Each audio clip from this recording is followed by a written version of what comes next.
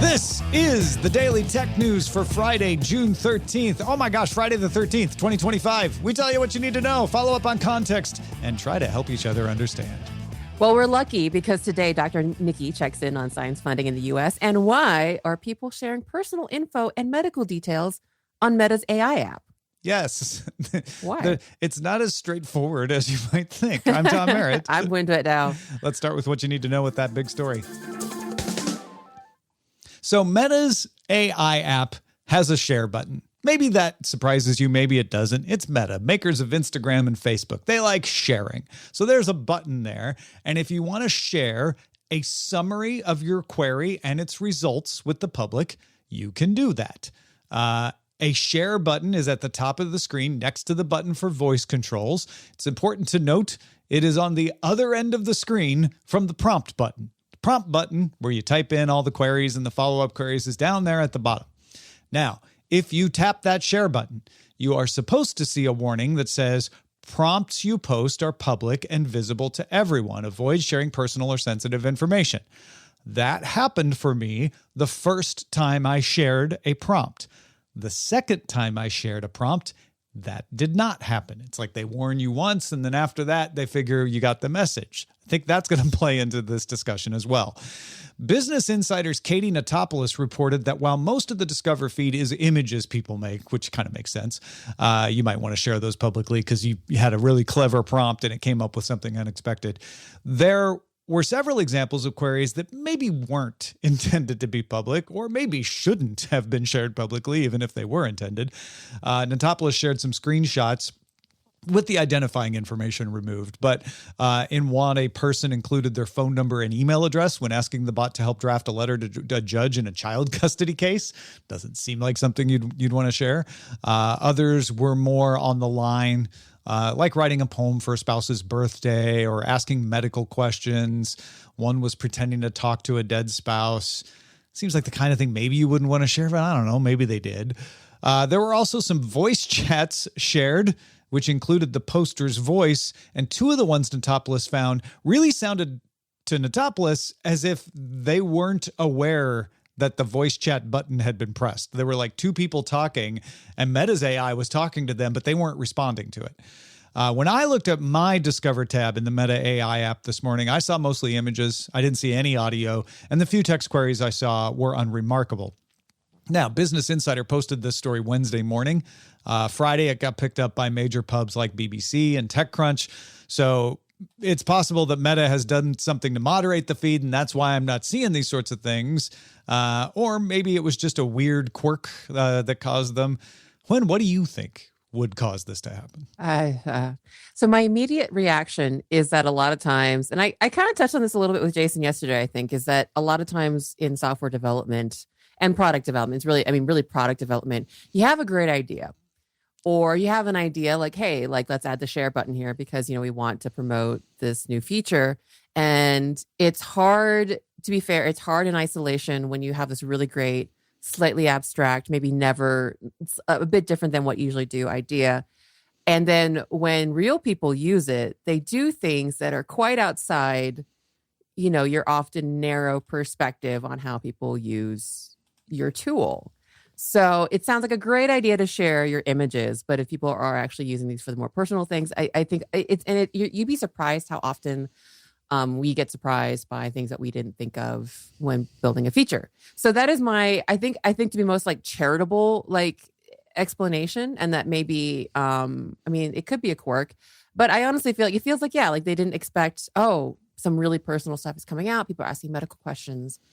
And but here's the thing though. I think especially with that disclaimer being shown once and not again, that's a little atypical. I wouldn't say it's like unheard of, but I think usually for purposes of legal, the folks that enforce the kind of copy that we put in are very, very conscientious about keeping legal like disclaimers up, because once it goes down, that's when, the liability starts to creep in. So I'm actually kind of surprised at that. I think there's always an argument for people not wanting to see onerous messages. I get it. Like, that there's some sense of like your user experience is bettered by not seeing such messages over and over again. But that I do find that a little bit interesting. So I'll throw that in the mix. Like I mean, I don't, yeah. The fact that it seems like maybe they have understood this, and like usually what happens in this case is that you address the most pertinent things, sometimes a little more ham-fisted, hard-coded than you'd like, and that you try to go back to the drawing board and be like, okay, let's rethink this thing and see what we can do to make it as full-featured but less troublesome or problematic than before. So that's my read on it.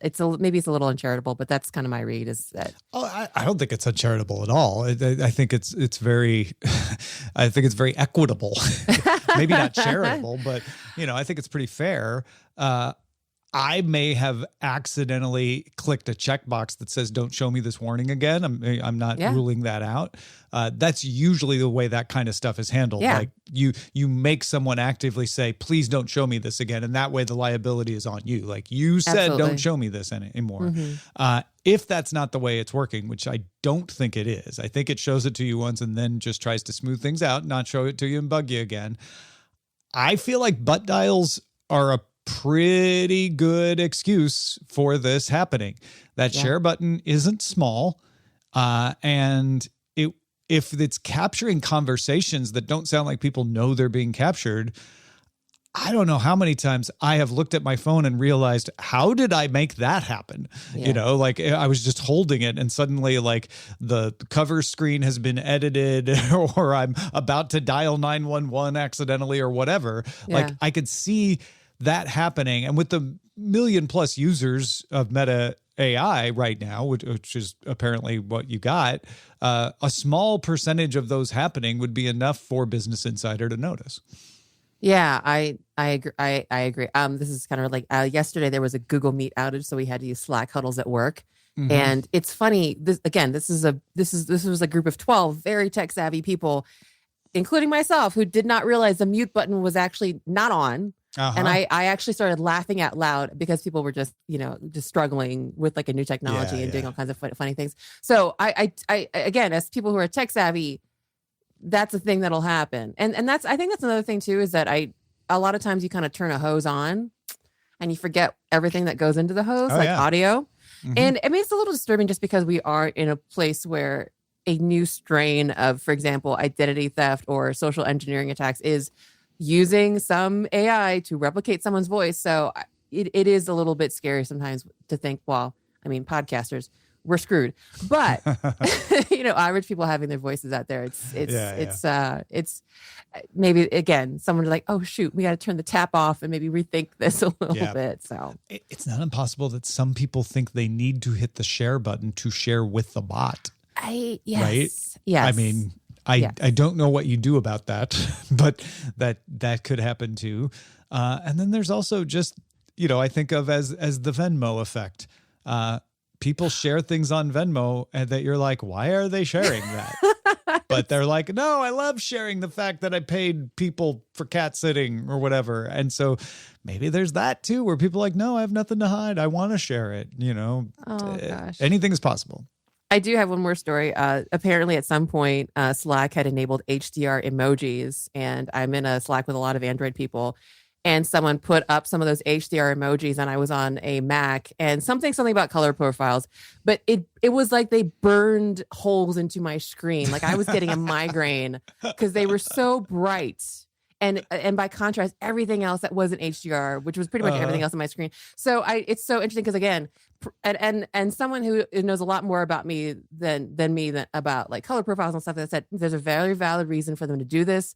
But yes, in this case, we're giving everybody migraines. So, but yeah, so sometimes you really just don't understand the ripple effects of what you do. So, and again, being charitable, maybe they just didn't realize. So I doubt that Meta is actively being malicious in this particular case. No, I think it's just like negligent, a rush. maybe but, negligent. Yeah. And I think that's like a theme with generative, like this generation of AI.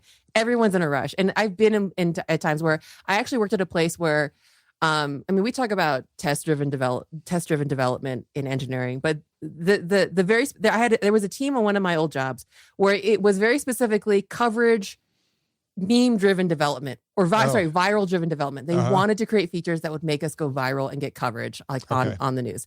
Sure. And yes, that's a good idea, sort of in theory, but you can kind of see where that made a big headache for the rest of us who had to do like the regular grown-up work of making sure that things were stable and made. So yeah, yes, this is how stuff happens. You just have a great idea, you get someone on board, stuff goes out, and then it's like, oh shoot, I guess we went viral for the wrong way, so we're going to backtrack on this. Some product managers like, great, we went viral, I don't care if it was for the wrong reason. I get that does happen, but this one doesn't feel like design. And it feels like everyone's treating it as if Meta intentionally was making people do this, and I think probably the Meta developers who worked on this are as surprised as anyone. What's that phrase? Don't attribute to malice what could be more easily attributed to stupidity. Something like that. Yeah. There are so many variations of the phrasing, but that's it. That's the sense of it. We're human. It happens. I've done some stupid stuff. So anyway, well, DTNS is made possible by you, the listener. Thank you to Paul Boyer, D. Lacer, Brad, and welcome a slew of new patrons. Whoa. Scott, Signs, Gene, Philip, and Jason coming straight in with the annual pledge. Whoa, Jason. Amazing. Not Jason Hell either. Totally different Jason.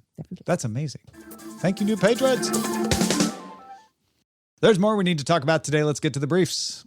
All right. Well, developer Leon Omalan noticed in the latest Canary build of Android Studio that Google included a notice that read, Instant App support will be removed by Google Play in December 2025. What is that, you ask? Well, the fact that you had to ask is part of the reason they're shutting it down. The idea was to let developers give you a way to try an app without having to download it. And Google says developers didn't implement it. Confirm as an Android developer. Android authorities, Michelle Ramon, hey, we know that guy, noted that it was because it was pretty difficult to implement. For one, you had to cut your app down to 15 megabytes in order to offer an instant app version. Yes, I mean, it's not surprising. I have used Apple Clips. Yeah. Twice. Yes. I don't think I ever used an Android instant app. Yeah, and it's a great idea. I mean, it was almost like not instantaneous, but it almost was like loading a web page kind of style. Mm-hmm. And the problem is that a lot of us ran into is like there's not a lot of good use cases. So, for example, I worked on Trello for a long time, and it was a really great idea because we had a lot of ideas for like we could really like get people like going onto our Kanban board and stuff. But the problem is that a lot of apps write a lot of their features for one, assuming that someone is logged in, and so a lot of features tend to need a logged in account, either because like your settings or just your personal or just like the nature of things. Like I work at Netflix now. It'd be really hard to do this, I think, to like allow someone to kind of instantly watch something without an account. Yeah. And so it became just like, it's even if you take out the part of like having to slim down your app, which is kind of a thing with Android apps anyway, there were so many things that kept us from doing this, especially because of the ideas like, well, you have to create features that don't require apps. And for a large class of like domains, that don't require login. For a large class of domains, that's just not a thing. Just not 15 a thing. megabytes is nothing. Like that does not give you. I mean, they're usually stripped down versions. Like I think the one I saw was like, it was okay, but yeah, 15 megabytes is nothing. So these days. Anker has filed a recall for its PowerCore 10,000 power bank. Specifically, look for model number A1263. Apparently, there's a risk of overheating, which could lead to burns or fires. And this isn't a theoretical risk. The U.S. Consumer Product Safety Commission received 19 reports of fires and explosions, 2 reports of minor burns, and 11 property damage claims related to this power bank malfunctioning. Now, Anker sold 1,158,000 units between June 2016 and December 2022. So most of them did not catch fire, but better safe than sorry. This is a true recall. There's no fix. If you have one of these, you need to dispose of it at a municipal household hazardous waste collection center. And Anker has a recall page where you can request either a $30 gift card or a replacement 10,000 milliamp hour power bank. You have to prove you have one of these models, and there's a few things you have to jump through, a few hoops, but mostly if you have one, you'll be able to get that. Well, Valve announced that its Steam Game Store and client is available as a native app for Apple Silicon in beta. Apple is phasing out Intel Mac support after this next version of Mac OS and will start winding down its app translation layer, Rosetta 2, starting with Mac OS 28. It's funny. I saw people saying like just under the wire. I'm like, well, actually, Mac OS 28 would have been just under the wire. This is 2 versions ahead of time. So I don't feel like Steam's doing too badly there. But no. This version apparently works really fast and really efficiently. Razer announced new versions of its Kishi, Kishi, mobile gaming controllers meant for use with phones and tablets. The Kishi V3 Pro XL can accommodate a tablet with a 13-inch screen. Take that switch too. The Kishi V3 Pro works with devices up to 8 inches. The controllers use USB-C with charging pass-through, have anti-drift TMR thumbsticks with swappable caps, dual mouse click-back buttons, and claw grip bumpers. On Android devices, you can get Razer's Sensa HD haptics in the controller as well. There's also a model meant only for phones called the Kishi V3. That one has the anti-drift control sticks, but not the swappable caps. And that base model costs $100. The V3 Pro, that's the 8-inch one, is $150, and that huge V3 Pro XL is $200. I kind of want to get it now and somehow find a 13-inch tablet that I can. I have a 13-inch iPad Pro that please try it. And if you get one, Keith, let me know because that's just amazing. Well, Garmin announced its latest Venu X1 fitness watch with a 2-inch square AMOLED screen. It has a shorter battery life than other Garmin's at 2 days with the screen always active or 8 days with it off. It also does not have ECG support or multi-band GPS. It does have a flashlight, full color mapping, a scratch-resistant sapphire lens, and a titanium caseback. The Venu X1 launches June 18th for $700. Yeah, this line usually doesn't have. This is kind of halfway between. A lot of times it's Phoenix line has some of this stuff like the full color mapping. Yeah. So it's kind of cool. Yeah, it's definitely an Apple Watch competitor because most of the other, I have a Venu 3, I think, and yeah, this is definitely a different form factor. It is pretty sexy though and slim. It's slim, which is kind of my thing with some of the Garmin watches. They're just big chunky things. But Garmin doesn't get enough respect for its watches. It's crazy because if you love Garmin, you love Garmin, and they do a really good job. I just like the one thing I could say is that their software isn't quite as slick as the Apple Watch Wear OS software, but dang, do they do a good job. They really deserve some love. So yeah. Take that, Garmin. I mean, the love. Yeah. A few bits of Apple news for those who celebrate. Bloomberg's Mark Gurman says Apple has an internal spring 2026 date for launching the revamped Siri based on Apple Intelligence. It would come as part of iOS 26.4, so you wouldn't have to wait all the way to the next WWDC if Mr. Gurman is right, which he often is. Counterpoint Research says Apple iPhone sales grew 15% globally in May, boosted by a big boom in sales in China, where Apple took over the top spot for smartphone sales. iPhone sales in China have not been doing well, bounced back really big by offering steep discounts. That was a big part of it. And Counterpoint suspects some tariff dodgers were going to China and buying them in order to get around tariffs.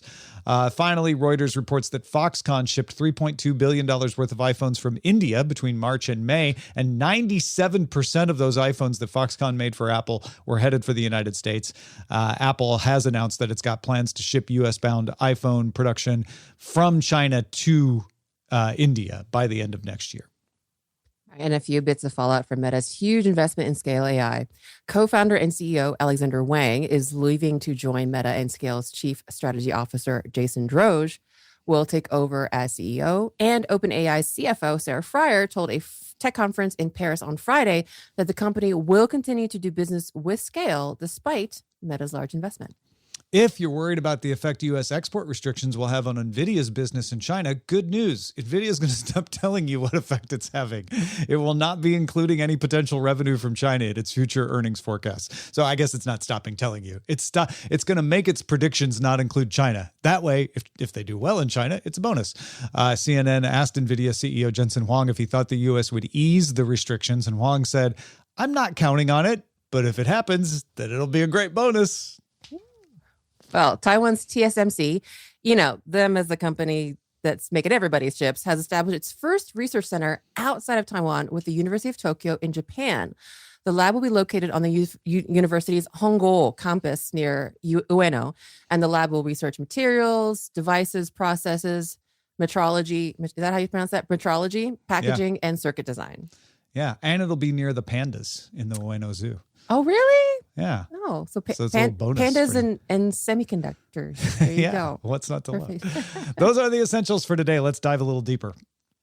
All right. It's time to check in with Dr. Niki on what's been happening with science funding over the past month. Dr. Niki, I must thank you for continuing to keep us updated on this. Someone's got to do it.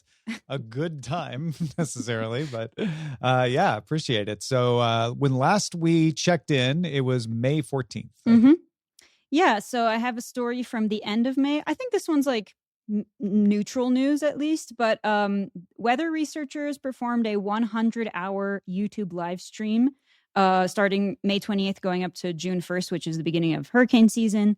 The really impressive part that I thought they filled it with talks, like scientific talks that were all 30 minutes long. And then in between, they had like messages about raising awareness for the funding cuts to weather science. And they talked about things how the budget cuts are impacting your weather forecasts, how weather data centers have been shut down.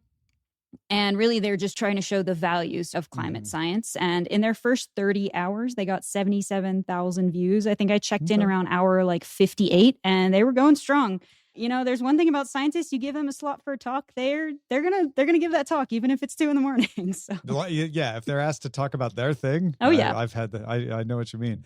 And this is still available if you wanted to go back and view it, right? Like I think they cut it up into a bunch of segments, but it is on YouTube. Just look for weather researchers 100-hour YouTube live stream. And you'll find it there. Yeah. All right. Into the budget cuts. Oh, yes. We're still talking budget cuts. So just to remind everyone, we've been talking about this for months now, but grants for scientists like me usually come from federal foundations like NSF, National Science Foundation, and NIH, the National Institutes of Health, and some other ones. And then they decide how many grants they award based on their budget, which is mandated by Congress, and Congress has to get a proposal for that, which they vote on and say yes or no or change it. And that's where we're at right now, or at least a few days ago at the end of May. So you may have heard the current administration made a proposal to Congress. And it's one of the skinniest proposals in terms of science funding that we've seen in quite a few decades. So I think every single scientist is upset about the cuts to their specific organization. Have you heard of any, just in passing? The NASA one, I definitely heard about. Yeah, so if you have an interest in like astronomy and anything like that, basically this proposed cut would slash NASA by 50%. It would cut about 40, quote unquote, less important missions. This includes things like the Mars sample return or the Juno mission, which is orbiting Jupiter. That's only 2 out of the 40 that would have to get cut from this proposal. Just to name a few other ones, NIH has an overall 40% cut, which includes cuts to things like cancer research and Alzheimer's research. We already kind of talked about this. We suspected that these cuts were going to get proposed, and now they're getting proposed. For me personally, NSF biology specifically is proposed to get a 70% cut, which is so much. That's steep. I don't even want to think about it. I also looked at social sciences. I thought they might get also hit, and they're also at a 70% cut at NSF. The CDC is getting a 53% cut, mainly targeting things like vaccines. You've probably heard talk about that in the last few days. AIDS relief, to just pull out another random one, is getting a 30% cut. So that's not all of it. That's just some numbers that I pull out. But yeah, again, this is the proposed congressional budget. Usually these get discussed and voted on and they change. In the past, these kinds of harsh cuts have been proposed and then actually the budget got increased. I don't know if that's what's going to happen this time. I hope so. We'll probably talk about it on DTNS and we'll see. Check in for our July update to find out how that went. This is the big, beautiful bill, right? That's the budget reconciliation bill. And while there are a lot of negotiations going on around it, so yeah, things could change. the things that are most likely to change are things that don't have to do with finances. Those will get kicked out. And I'm not sure what else is going to get negotiated here. It's in the Senate right now. Yeah. So there's lots that can change before it gets sent back to the House. And there's things like, we talked about merging the different institutes at NIH and NSF. That's been rejected, but it might also get sent back. I don't know the political terms for it, but like it might come back again. So yeah. It's because the way it works is the House passed a version of this and sent it to the Senate. The Senate then looks at it and passes their own version, sends it back to the House for what's called reconciliation, where they, try to make the two versions jive.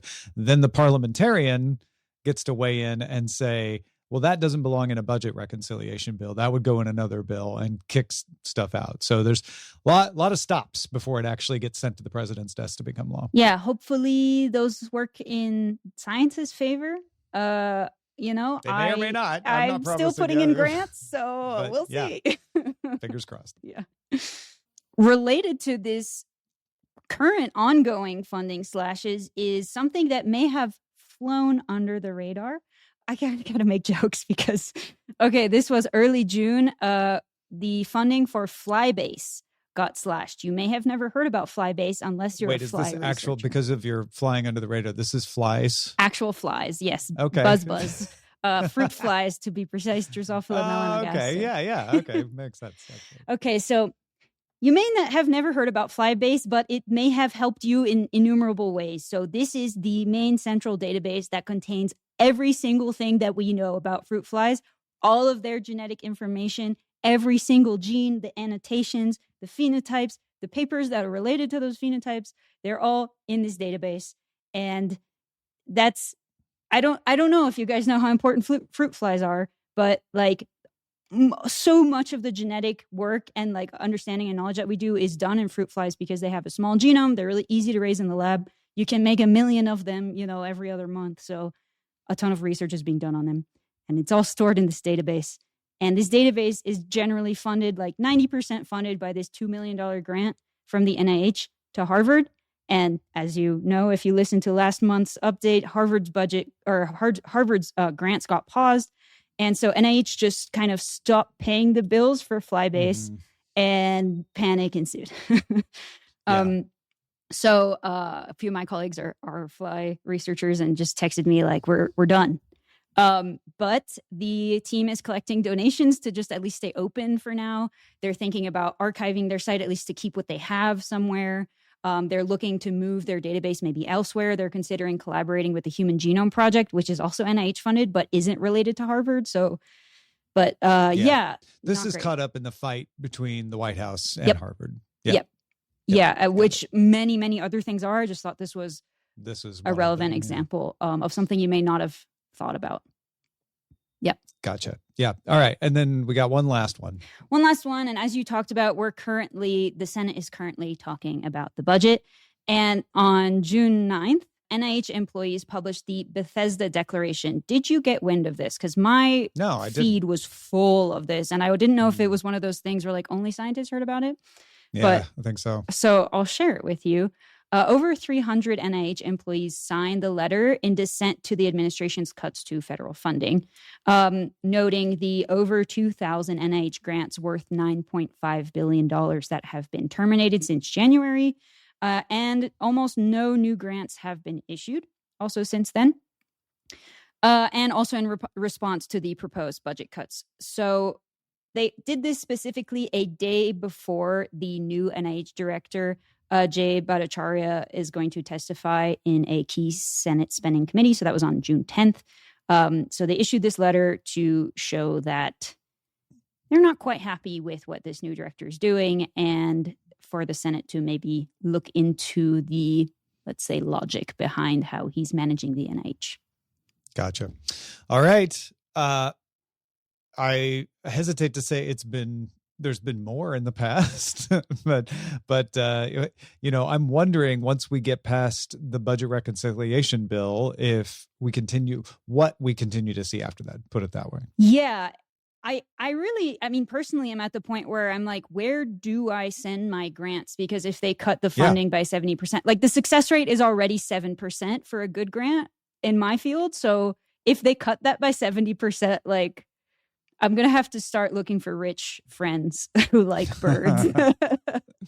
Any rich bird friends? Let us know. Let me know. Well, Dr. Niki, thank you so much for keeping on top of this. I know it may not always be the easiest thing to do, but very much appreciated. I enjoy being able to keep people informed if they may not have heard about these things. So I help in that way. That's the way that I can. If people want to reach out and find you, where should they go? Absolutely. I've been posting this, like the text version of these on my website at NicoleAckermans.com. And now I'm tech savvy. So I've linked my website to my Bluetooth. Oh my gosh. I'm tired, Tom. To my Blue Sky. You can find me on Blue Sky. Also, NicoleAckermans.com, because I'm verified now. See you next month. Thanks, Dr. Niki. Also, Niki wanted us to mention that since we recorded that, the Bethesda Declaration is now up to more than 18,000 signatures. If you want to join in the conversation in our Discord, do it by linking your Patreon account. Just become a patron at patreon.com/DTNS. We end every episode of DTNS with some shared wisdom. Today, Jason has some help for Jason. Yeah.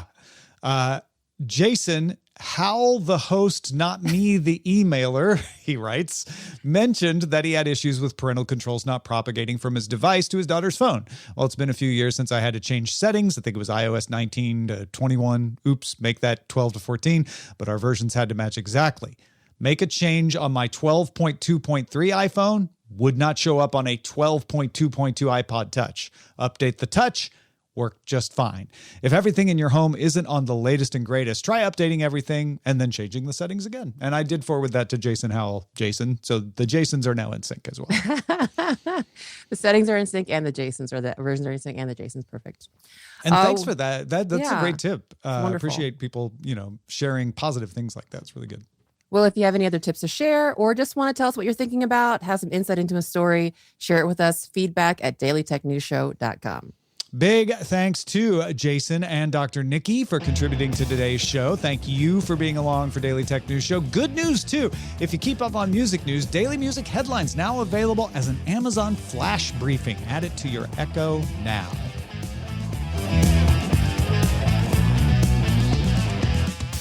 This week's episodes of Daily Tech News Show Briefing were created by the following people: host, producer, and writer Tom Merritt, host and writer Jason Howell, co-host Jen Cutter, co-host Wentui Dao, co-host Sarah Lane, producer Anthony Lemos, producer Roger Chang, editor Hammond Chamberlain, editor Victor Bognot, science correspondent Dr. Niki Ackermans, social media producer and moderator Zoe Detterding, our mods Beatmaster W Scottus 1, BioCow, Captain Kipper, Steve Guadarrama, Paul Reese, Matthew J. Stevens aka Gadget Virtuoso, and JD Galloway.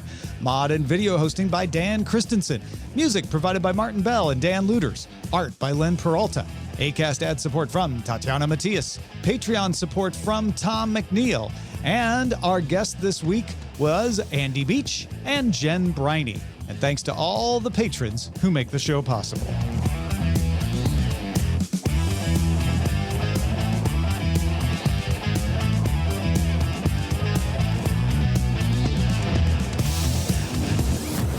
This show is part of the Frog Pants Network. Get more at frogpants.com. Diamond Club hopes you have enjoyed this program.